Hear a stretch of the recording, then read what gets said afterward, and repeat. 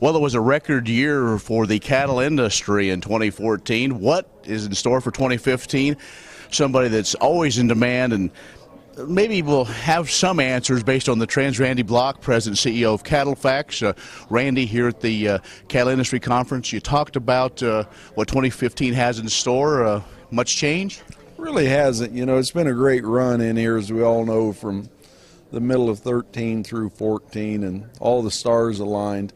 We are finally starting to see some expansion of the nation's cow herd, increased pork and poultry supplies on the line, and obviously those are going to show up much quicker than what we'll see from a beef production standpoint. So things are they're going to moderate. I think that's the biggest thing. They're going to moderate. This trend that we've had, 45% increase in fed cattle prices in 18 months, most of the up is out of this thing now.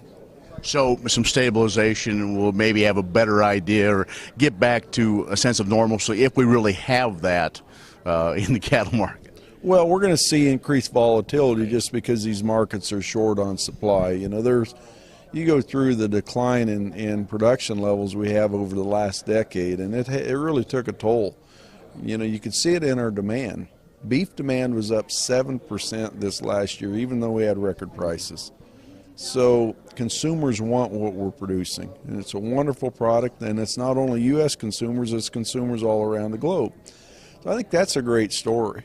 We all have to remember only 4% of the world's population is in the U.S., so these exports are going to continue to grow. I see tremendous opportunities for us over the next decade there as well. As we look at the domestic inventory, there's a few studies that have been out there, some things thrown around of how maybe we can speed up that process of retention, some confinement issues, utilizing some of the space in the feed yards. Are those viable situations possibly to ramp up expansion maybe quicker than if we were solely relying on grass? Well, there may be some regions where that's a viable situation, but let's not kid ourselves. We got plenty of grazing resources. When Mother Nature blesses us with the abundant rainfall across these dry, parched areas of the plains, we will respond. If we have green grass and profitability together, we will find a place to expand our herd, and that's exactly what's happening.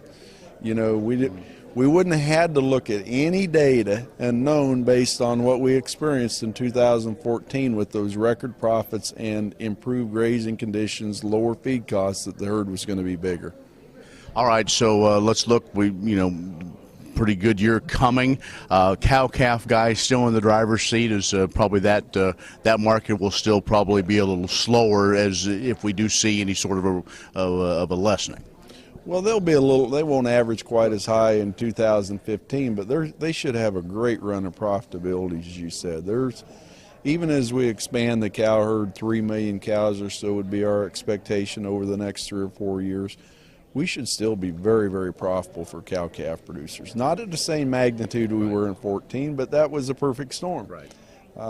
You know, most of us haven't seen that in our lifetimes, and our fathers and mothers have never seen it in their lifetime. So we have to keep that in perspective. Randy, always good to talk to you. Thanks for the update. Oh, my pleasure. Good luck to you all out there, and keep praying for rain.